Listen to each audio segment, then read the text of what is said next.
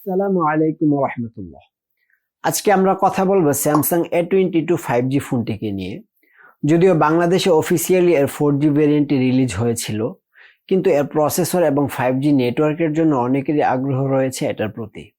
তাই চলুন বিস্তারিত জেনে আসি এই ফোনটি সম্পর্কে।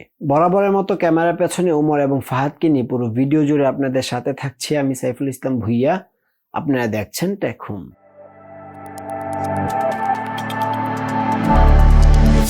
শুরুতে এর ডিজাইন এবং বিল্ড কোয়ালিটি নিয়ে কথা বললে সম্পূর্ণ প্লাস্টিক বিল্ডের ফোন এটি।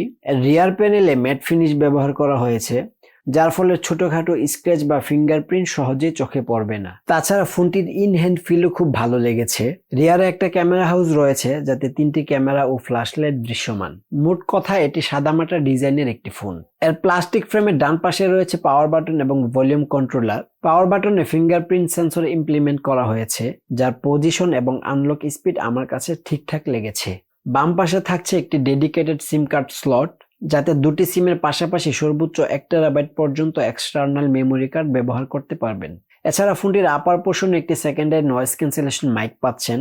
বটম পোর্শনে 3.5 millimetre audio jack, primary microphone, USB type C charging port এবং সিঙ্গেল বটম ফায়ারিং স্পিকার থাকছে। আর এই স্পিকারের লাউডনেসটা আমার কাছে একটু কম মনে হয়েছে।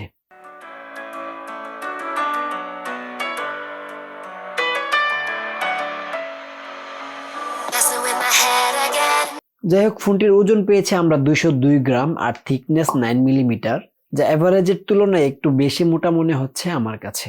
আর এই ফোনটি 4টি কালারে অ্যাভেলেবল রয়েছে, সো আপনার পছন্দসই কালারটি বেছে নেওয়ার সুযোগ কিন্তু থাকছে। এই ফোনটির ডিসপ্লে নিয়ে কথা বললে স্যামসাং আমাদেরকে সুপার অ্যামোলেড ডিসপ্লে চিনিয়ে এখানে ব্যবহার করেছে টিএফটি প্যানেল, যা এই সময়ে স্যামসাং এর পক্ষ থেকে একদমই অপ্রত্যাশিত বলা যায়। এই ফোনের 4G ভেরিয়েন্টেও সুপার অ্যামোলেড ডিসপ্লে দিয়েছে, অথচ এখানে শুধুমাত্র 5G এর 11টা ব্যান্ডের জন্য এত বড় কস্ট কাটিং সত্যি দুঃখজনক। এখানে অন্তত আইপিএস ডিসপ্লে দিলেও মেনে নেওয়া যেত। যাই হোক, এবার ডিসপ্লের স্পেক্সের দিকে নজর দেওয়া যাক। এটি 6.6 ইঞ্চের ফুল এইচডি প্লাস রেজুলেশনের একটি ডিসপ্লে, যার পিপিআই ডেনসিটি 399 পিক্সেল পার ইঞ্চ, এবং এটি 90 হার্জ রিফ্রেশ রেট সাপোর্টেড। একই তো দিয়েছে টিএফটি প্যানেল, তার উপর আবার ওয়াটার ড্রপ নচ, এত মোটা চিন বেজেল এরিয়া, সব মিলিয়ে আসলে ডিসপ্লেটাকে দেখতে অকওয়ার্ড লাগে। সেই সাথে ডিসপ্লের কালারও কিছুটা ডাল লেগেছে। টিএফটি প্যানেলে পিপিআই বেশি থাকলেও পিকচার ক্লিয়ারিটি একটু কম থাকে। আশা করি এই ভিডিওটি দেখে বুঝতে পারবেন। এছাড়া ডিসপ্লের ভিউইং অ্যাঙ্গেল নিয়ে কোনো সমস্যা ছিল না। টাচ রেসপন্সও যথেষ্ট ভালো পেয়েছি। 90 হার্জের রিফ্রেশ রেট থাকায় স্মুথ স্ক্রলিংও পেয়েছি।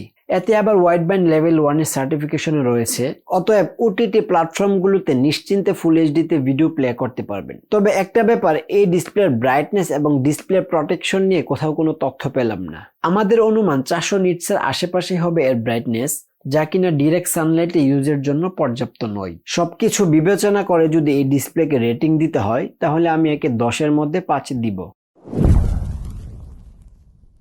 হার্ডওয়্যার সেকশনে এতে সিপিইউ হিসেবে ব্যবহার করা হয়েছে মিডিয়াটেকের ডাইমেনসিটি 700 প্রসেসর, এবং এটি একটি 5G চিপ যার ট্রানজিস্টর সাইজ 7 ন্যানোমিটার, আর এটি একটি অক্টা-কোর চিপ যার সর্বোচ্চ ক্লক স্পিড 2.2 গিগাহার্টজ। জিপিইউ সেকশনে থাকছে মালি G57 MC2। এই ফোনটি রিলিজ হয়েছে 4/6/8GB LPDDR4X র্যামের সাথে 128GB UFS 2.1 স্টোরেজ ভেরিয়েন্টে। বলে রাখা ভালো, এই চিপসেটটি UFS 2.2 স্টোরেজ সাপোর্ট করে, অতএব স্যামসাং এখানেও কিছুটা কস্ট কাটিং করেছে। ডাইমেনসিটি 700 কে যদি জি সিরিজের কোনো প্রসেসরের সাথে কম্পেয়ার করি, তাহলে এটি G90 কাছাকাছি পারফর্ম করবে।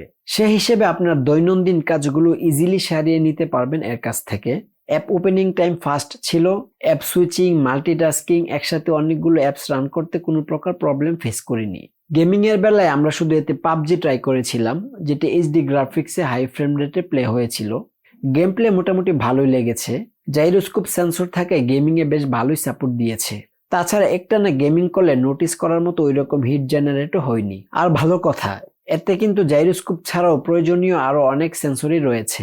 সফটওয়্যার সেকশনে এতে Android 11 based One UI core 3.1 পেয়ে যাচ্ছেন। ইউআই হিসেবে এতে কোর ভার্সনটা থাকছে। আর স্যামসাং এর ইউআই কেমন সেটা সবারই জানা। তাই এটা নিয়ে আর কথা বাড়ালাম না। অ্যান্ড্রয়েড 11 দেখে অনেকে মন খারাপ করতে পারেন, তাই আপনাদের মন ভালো করার জন্য স্যামসাং এর পক্ষ থেকে থাকছে 2 বছরের ওএস আপডেট এবং 3 বছরের সিকিউরিটি আপডেট। এবার কথা বলা যাক এই ফোনটির ক্যামেরা নিয়ে। রিয়ারে থাকছে মোট 3টি ক্যামেরা, যার মেইন ক্যামেরাটি 48 মেগাপিক্সেলের f1.8 অ্যাপারচারের, আরও থাকছে 5 মেগাপিক্সেলের আলট্রা ওয়াইড এবং 2 মেগাপিক্সেলের ডেপথ সেন্সর, আর সেলফি তোলার জন্য ফ্রন্টে থাকছে 8 মেগাপিক্সেলের সেলফি ক্যামেরা। ক্যামেরা পারফরমেন্সের কথা বললে মেইন ক্যামেরার ছবিতে ডিটেইলের কিছুটা কমতি রয়েছে, তাছাড়া ছবির কালার কিছুটা বুস্ট করে, হোয়াইট ব্যালেন্স ঠিকঠাক নেই, আবার কিছু কিছু ছবি স্মুথ করে ফেলার প্রবণতা রয়েছে। সেই সাথে ডাইনামিক রেঞ্জের তো একদমই বাজে অবস্থা। তবে মুগ্ধ হয়েছি এর প্রোটির ছবিগুলো দেখে। সাবজেক্টের এজ ডিটেকশন খুবই চমৎকার ছিল, ব্লারটা অনেকটা ডিএসএলআর ক্যামেরার মতোই লাগে। আশা করি এর প্রোটেড ক্যামেরা যে কাউকে মুগ্ধ করবে। তবে হতাশ করবে এর 5 মেগাপিক্সেলের আলট্রা ওয়াইড লেন্সের ছবিগুলোতে ডিটেল বলতে তো কিছু থাকেই না, তার উপর আবার প্রত্যেকটা ছবি স্মুথ করে ফেলে। এখানে অন্তত 8 মেগাপিক্সেলের লেন্স দিলেও কোনো রকম মানিয়ে নেওয়া যেত। সেলফি ক্যামেরাটা আসলে একদমই এভারেজ মানের ছবি তুলে। সত্যি বলতে এই ফোনের ক্যামেরা সেটআপ আমার কাছে একদমই ভালো লাগেনি। ভিডিওর বেলায় রিয়ার ক্যামেরা দিয়ে সর্বোচ্চ 2K 30 FPS এ ভিডিও রেকর্ড করা যাবে, সেই সাথে EIS এর সাপোর্টও পেয়ে যাবেন। পাওয়ার সোর্স হিসেবে এই ফোনটিতে ব্যবহার করা হয়েছে 5000 mAh ব্যাটারি, যাকে চার্জ করতে বক্সে থাকছে 15 ওয়াটের চার্জার, যা দিয়ে এই ফোনটিকে ফুল চার্জ করতে প্রায় 2.5 ঘন্টার মতো সময় লাগবে। 5000 mAh এর ব্যাটারির সাথে 15 ওয়াটের চার্জার একদমই যায় না, এখানে ন্যূনতম 18 ওয়াটের চার্জার দেওয়া উচিত ছিল। ব্যাটারি ব্যাকআপের কথা বললে নর্মাল ইউজে 1.5 থেকে 2 দিনের কাছাকাছি ব্যাটারি ব্যাকআপ পেতে পারেন, আর হেভি ইউজে 1 দিনের কাছাকাছি। তবে একটানা 7 থেকে 8 ঘন্টার মতো এসওটি বা স্ক্রিন অন টাইম পেয়ে যাবেন। তো এই ছিল স্যামসাং A22 5G রিভিউ। সত্যি বলতে আমার কাছে এই ফোনটিকে একদমই ভ্যালু ফর মানি ডিভাইস মনে হয়নি। তাছাড়া এর বাজেট এবং ব্র্যান্ড ভ্যালুর কথা মাথায় রেখে এর পারফরমেন্স এবং ব্যাটারি ব্যাকআপ ছাড়া আর কোনো কিছুই আমার কাছে ভালো লাগেনি। অতএব যারা শুধুমাত্র 5G নেটওয়ার্কের কথা ভেবে এই ফোনটি নিতে চাচ্ছেন, আমার মনে হয় আপনাদের আরেকটু চিন্তা ভাবনা করে সিদ্ধান্ত নেওয়া উচিত। যাই হোক, আজকের ভিডিও এখানেই শেষ করছি। দেখা হবে পরবর্তী ভিডিওতে ইনশাআল্লাহ।